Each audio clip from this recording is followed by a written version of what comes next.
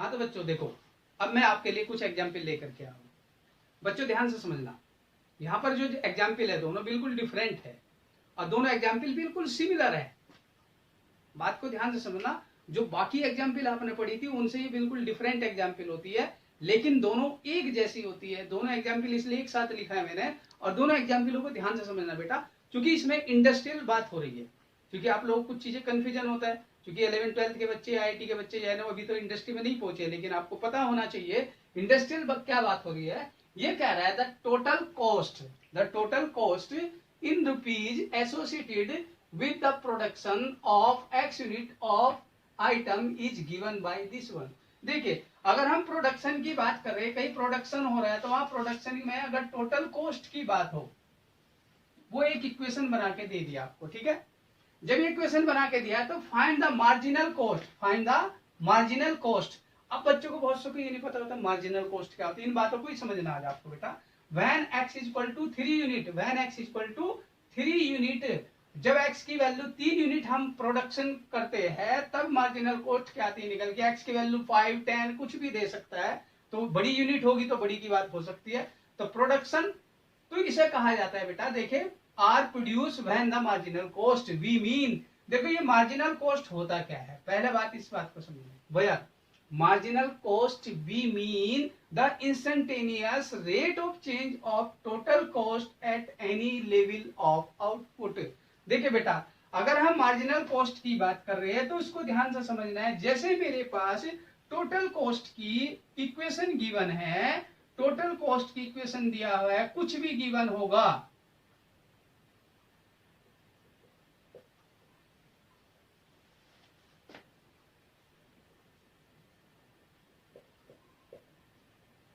इस total cost की equation का अगर आप differentiation with respect to production कर देते हैं, with respect to production unit, तो बेटा उसे मार्जिनल कॉस्ट कहते हैं। क्या कहते हैं? मार्जिनल। मार्जिन का मतलब आपको पता है, टोटल कॉस्ट से ज्यादा तो नहीं हो सकता, टोटल कॉस्ट से छोटी वैल्यू होती है। और मार्जिन का मतलब क्या है, कितना मार्जिन आपने उसके ऊपर रखा होगा। तो आप टोटल कॉस्ट का differentiation with respect to production unit के बारे में कर दीजिए, तो बेटा उसकी मार्जिनल कॉस्ट निकल के आ जाती है, जिसको हम DC बाई dx कहेंगे, DC बाई dx।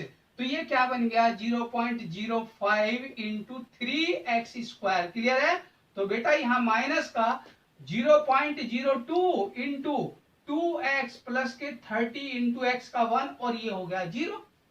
कोई डाउट? इसमें अगर आप x की वैल्यू आप 3 यूनिट रखना चाहे तो 3 रख दीजिए, अगर कोई 5 यूनिट पे गए 5 यूनिट रख दीजिए, 10 यूनिट गए 10 यूनिट पर रख दीजिए। ये मार्जिनल कॉस्ट की इक्वेशन निकल के आ गई। तो बेटा देखिए यहाँ पर क्या होता है, टोटल कॉस्ट का डिफरेंशिएशन करके मार्जिनल कॉस्ट निकल के आती है।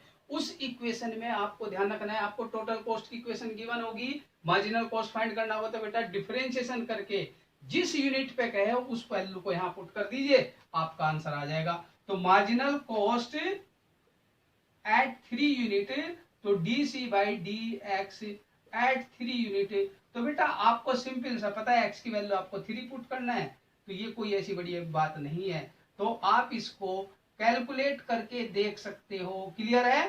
तो बेटा इसलिए आपको ये वैल्यू ध्यान रखनी है, और ये जो आपको आंसर निकल के आएगा उन सब बातों को ध्यान रखा जाए। तो ये क्या बन गया, 0.005 इंटू 27, और माइनस के बेटा पॉइंट दिस वन, चलो 0.04, तो इसे लिख सकता हूं इंटू 3, तो आप इसे 0.12 लिख दीजिए, क्या दिक्कत है। प्लस के 30, जब इसे कैलकुलेट करोगे कोई वैल्यू निकल के आएगी आपके पास। ध्यान देना बेटा यहाँ पर। क्लियर है? 4, 5 दिस वन हो गया, दिस वन हो गया। क्लियर है? 30 था, तो ये वैल्यू कुछ निकल के आई, तो आपके पास यहाँ पर कुछ वैल्यू कैलकुलेट करके देखने से 5 7 कितने होते बेटा, 35.02 भी लिख सकते हैं। तो ये हमारे पास टोटल मार्जिनल कॉस्ट निकल के है। क्या निकल के? Marginal cost. कैलकुलेशन को आपको करना आना चाहिए। देखिए ये सब बातें मेनली क्या है, आपको मार्जिनल कॉस्ट को फाइंड करना है। अब इसके बाद इसी तरह से बेटा सेम एग्जाम्पल यहाँ पर ध्यान से पढ़ना। यहाँ पर टोटल रेवेन्यू की बात हो रही है बेटा, किसकी बात है? Total revenue in rupees received from the sale of x unit production is given by. तो ये बेटा मेरे पास रेवेन्यू की इक्वेशन है। क्लियर है? और मेरे से फाइंड करवाता है मार्जिनल रेवेन्यू। क्लियर है? मार्जिनल रेवेन्यू सेम वही बातें हैं।